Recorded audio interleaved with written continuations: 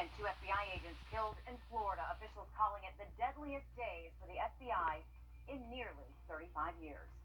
More details unfolding in that case. But first, people are mourning the death of Danny Ray. He was the MC and tape man for James Brown. The Richmond County coroner tells us Danny died from natural causes Tuesday night. Our Nick Proto is live downtown. And Nick, you spoke with a close friend of Danny's today. Yeah, Meredith, and it tells me that when he got the text last night saying Danny Ray had died, he just couldn't believe the news. It didn't settle in until this morning when that news started making headlines. Wrdw owns Soul Bar here in downtown Augusta. It's actually named after James Brown, and he said the band loved the name. They came to the shop, the bar, whenever they were in Augusta. He describes Danny Ray as the ultimate cool guy, the perfect balance of James Brown's constant high energy. He says Ray was always the sharpest dresser in the room, and he calls him a trailblazer for being the original hype man. Too, he was the cape man, and just the idea that James Brown had a cape man, Elvis had a cape, but he didn't have a cape man, James Brown had a cape man, and the cape man was Danny Ray. Rubio says the last time you saw Ray was in 2019 at the birthday bash. Coming up at the top of the hour, we'll take you behind the scenes of the rehearsals of that concert, the last time Danny Ray was with the band. Oh, all right. Thanks for that, Nick. So many people already missing him. He would have been 86 in March. So sad. The iconic actor in the James Brown film, Get On Up, and lead in Black Panther is getting some major recognition months after his passing. Chadwick Boseman is a nominee in this year's Golden Globe for Best Actor, Motion Picture Drama. That's for his role in Netflix film Ma Rainey's Black Bottom. He's also nominated for 2 NAACP Image Awards. Boseman died at age 43 last year after privately battling colon cancer. He was from Anderson, South Carolina. Taking a look outside, Riley, a Capitol Police officer who lost his life during the riots last month, is being honored today at the Capitol Rotunda. Officer Brian Sicknick has been lying there in honor since yesterday. President Joe Biden and the First Lady paid their respects, as well as Vice President Kamala Harris and her husband. Members of Congress talked about how he will never be forgotten. Each day, when members enter the Capitol, this temple of democracy, we will remember his sacrifice, and then others that day who fought so hard to protect the Capitol and the Congress. Officer Sicknick's remains are being taken to the Arlington National Cemetery for a private burial. Investigators are working to build a federal murder case around Sicknick's death. We are learning more about the FBI ambush that left 2 agents dead. Officials say 55-year-old David Lee Huber shot and killed 2 FBI agents while they were serving a search warrant at his apartment in Sunrise, Florida. 3 others got hurt. Huber was the subject of an internet child pornography investigation. He spent decades working on computers. Officials say both agents who lost their lives were very involved in the community. This is the first time, I think, in maybe 30 years since 2 agents have been shot and killed on the same day, so this is tragic. FBI officials say Huber used his computers to store child pornography. He had at least 1 firearm and was willing to use it to kill what turned out to be 2 FBI agents. Aside from that, the agency is not sharing any more details. The FBI is joining the investigation into a double homicide at Fort Bragg. Last month, the bodies of Timothy Dumas Sr. and Master Sergeant William Levine were found at the base. The FBI issued a notice asking for tips to help create a timeline around the deaths. Photos of Levine's pickup truck found at the crime scene have been released, as well as another picture of Dumas's car that was found abandoned somewhere else. The FBI hopes this will lead to even more tips. A bill that would legalize sports betting in Georgia is heading to the state house. It would give tax revenue to the state lottery for education. The House committee voted 20 to 6 yesterday to approve the bill. After companies pay out winnings, the state would tax remaining proceeds at 14%. Officials say this could raise more than $40 million a year for education. The homeless population is growing in Augusta, and it's catching the attention of city leaders. Now a new task force is stepping in to curb the problem. It's being led by Augusta Commissioners Jordan Johnson and Dennis Williams. It will include members of the school system, social service providers, community leaders, and even some concerned citizens. 2 local activists are pushing for the city to allocate money to build more warming shelters. We have adequate food supplies, we have blankets, we have sleeping bags, tents, but what we really need is shelter. So that you're wearing a jacket, I'm wearing a coat, it's really cold out here, it's only going to get colder tonight, tomorrow night, the night after. Warming centers need to be started up as soon as possible. Coming up on News 12 at 6 o'clock, hear from Commissioner Johnson about what he hopes the task force will be able to accomplish. Augusta National Golf Club says it will be doing its part to get the people of Augusta vaccinated. Today they announced they'll be opening a vaccination site in partnership with AU Health. It'll open next week in the Washington Square Shopping Center, where you see the old Steinmart used to be. This will allow AU Health to vaccinate a large number of people efficiently and safely. The space opened Monday, and we're told it will stay open as long as needed. If you're looking to get a COVID vaccine, a major pharmacy in the Palmetto State will soon offer them. In a little more than a week, 17 CVS pharmacies in South Carolina will start giving vaccines, including at least one location in Aiken. DHEC will provide CVS with around 15,000 doses to start. You still need to be in phase 1A to get the vaccine, which now includes people age 65 and older. CVS has not listed the exact locations, but they say they'll do that closer to the rollout February 11th. 2 more days after meeting with Republicans at the White House, President Joe Biden hosted leaders of his own party to discuss a COVID relief bill. As Natalie Brand explains, the president says that he thinks he can get GOP support for a package. During a White House meeting with Senate Democratic leaders, President Biden expressed optimism at getting a bipartisan COVID relief package. I think we'll get some Republicans. We are united as one for a big, bold package. But Senate Democrats have made it clear they're willing to move ahead without support from Republicans, even as talks continue with both sides. 2 of the president's closest congressional allies from his home state of Delaware say negotiations continue over sticking points, including direct payments and state and local aid.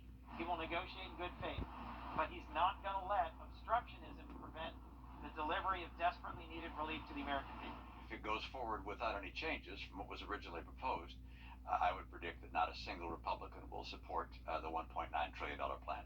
The president also called into the weekly House Democratic Caucus meeting to discuss his $1.9 trillion COVID relief proposal as Congress sets the stage for next steps.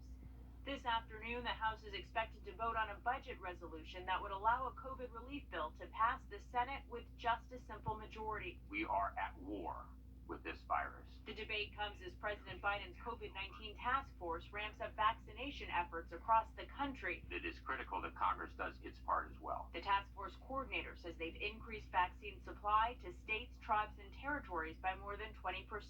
FEMA says it's deployed hundreds of staffers to 10 states and 1 territory to assist in vaccination efforts. Natalie Brand, CBS News, the White House. Today, Democratic leaders on the House Homeland Security Committee sent a letter calling the Biden administration to take steps to ensure the COVID-19 vaccine is distributed more evenly across all races. Pete Buttigieg is officially the new Transportation Secretary. He was sworn in this morning by Vice President Kamala Harris. The Senate confirmed the former Democratic presidential candidate yesterday. Buttigieg is the first Senate-confirmed LGBTQ cabinet secretary. He is expected to play a central role in President Biden's push for a bipartisan infrastructure package. The investigation into the origin of coronavirus continues in China. The team visited the seafood market where the first COVID-19 cases were found, as well as a propaganda museum celebrating China's recovery from the pandemic. A member of the World Health Organization team in Wuhan says they are making progress. I mean, they are sharing data with us that we've not seen before, that no one's seen before. They are talking with us openly about every possible pathway. So I think we're really getting some. I think any member of the team would say that. February is Black History Month, and the city of Augusta is honoring those who made a difference. This exhibit is at the Municipal Building off Telfair Street. Mayor Hardy Davis says they're using this time to highlight African American culture from music to the arts, academia, and civil rights. He encourages everyone to come in and take a walk through Augusta's Black history. The photos displayed, they portray a picture of our local heroes and trailblazers, their strength, their determination, and their travail. He says people can also celebrate this month by visiting local museums, which also have a lot of our Black history on display. The Super Bowl is this weekend, and you're probably either watching for the football ads or for the football game, or both.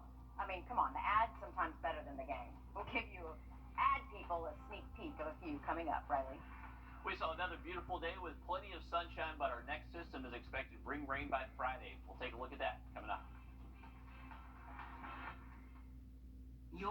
connections may be able to help. Tens of millions of people will be watching the Super Bowl matchup this Sunday, and of course, those famous ads. Anna Warner shows us how the pandemic is changing what we'll see from some iconic brands. The answer, my friend. It's where some of the world's most famous ads are launched. Apple Computer will introduce Macintosh. To a Super Bowl audience estimated at 100 million people. How could it be? But this year, this pandemic year, the usual pitches from Pepsi and Coca-Cola, even Anheuser-Busch, are missing. This is really a riskier year for advertisers. Villanova University marketing professor Charles Taylor. And as a result of that, we're seeing some big advertisers sit out of the game altogether, while other advertisers are looking hard to strike the right chord. Some major brands are shifting their strategies this year. Pepsi is emphasizing its halftime show. When did Bud Light Seltzer start making lemonade? Probably when 2020 handed us all those lemons. And Anheuser-Busch, one of the NFL's biggest Super Bowl sponsors, is focusing its messaging on what the company's U.S. Chief Marketing Officer calls authenticity. I really believe that people are paying a lot of attention to what companies and brands stand for now. The company produced this ad, executive produced by award-winning director David Fincher, emphasizing togetherness. Come on, I'm buying you a beer. Other advertisers are going for comfortable themes and known celebrity faces. Doritos has Matthew McConaughey. This Amazon ad stars Michael B. Jordan. And DoorDash brings in a really big star, Grover. I think this is going to be a bigger year than usual for celebrities, music, and these very comforting types of themes. And for the advertisers, it's safer. Absolutely correct. So watch, if not the game, the ads. 2020, man, that was a great year. Not. I do hope at least they are funny. Some of the funniest ads have been during the Super Bowl. I know, it's a very serious time, but we've got to laugh, right? Each 30-second ad, by the way, costs around $5.5 million. So those chuckles, they don't come cheap. Law enforcement has been busy confiscating fake merchandise in Tampa. So far, federal agents say they found an estimated $50 million worth of fake merch in 2 separate raids. Officials say most of the fake goods are shipped from China. So if you're looking to buy some NFL swag ahead of the big game, remember, authentic merchandise has a difficult-to-duplicate hologram on the tag. And if the price seems too good to be true, well, then it's probably a fake. Probably is. That's pretty much what we have to do with anything except the weather. When the weather seems too good to be true, it is real, except for it's not so nice right now. It's cold, Riley. The kids at the school bus stop are not enjoying this. That is the one thing I will say. It has been pretty chilly. All right, thank you, Riley. You've heard of Reddit in the news about, 1,000 times in the last week? It's the social media network that turned Wall Street upside down. I'll tell you how it works. The I-Team discovers the one thing in Augusta that may be increasing severe COVID cases. My immune system is one of the biggest things that was an improvement for me. An I-Team investigation, Thursday on News 12 at 6 o'clock. Driving out this road. You're familiar with Twitter, Facebook, and Instagram, but another social media network, one that's online, it's gaining members, and you probably never looked at it. Reddit, the network in the news that caused that uproar on Wall Street, has a devoted user base. But what is it? Jamie Tucker takes a look. Reddit is billed as the front page of the internet, but what does that mean? Is it a message board, content sharing platform, live streaming, something sinister? It is all of those things and more. You can find practically anything at reddit.com or using its app. Seriously, from prayer requests to videos of people fighting. Members are, for the most part, anonymous. And when you open the website or app, you'll be taken to the home page that shows the most popular posts of the day. It can be overwhelming to first-time visitors. There's just so much being shared. There are also live broadcasts from regular people doing regular things. Most everything is aggregated by users. People upvote the best, downvote the least interesting. Now, the best way to use Reddit is to follow what's called subreddits, made up of communities. Search for your interests, photography, keto or meal prep, vacation destinations, or a health issue. Chances are you'll find a community sharing things like that every day. Those communities are moderated by other users who are pretty good at kicking people out or removing posts for violating the rules. There are also AMAs where experts or interesting people offer answers in an Ask Me Anything forum. Businessman and shark Mark Cuban just held one on investing in GameStop. Reddit said last fall there were about 52 million active daily users. That's a lot, but much less than you'll find on Twitter and Facebook. But it is growing faster, about 44% over the last year. That's What the Tech. I'm Jamie Tucker. Reddit requires users to be 13 years old and older, but like so many other social media sites, it is practically impossible to enforce. Parents should definitely monitor what their kids are using and what they're viewing, especially with this app or really any others. Riley? Heading over the next few days, we are expecting a dry Thursday, rain likely Friday, into the weekend, not a washout. One more on that weekend forecast next.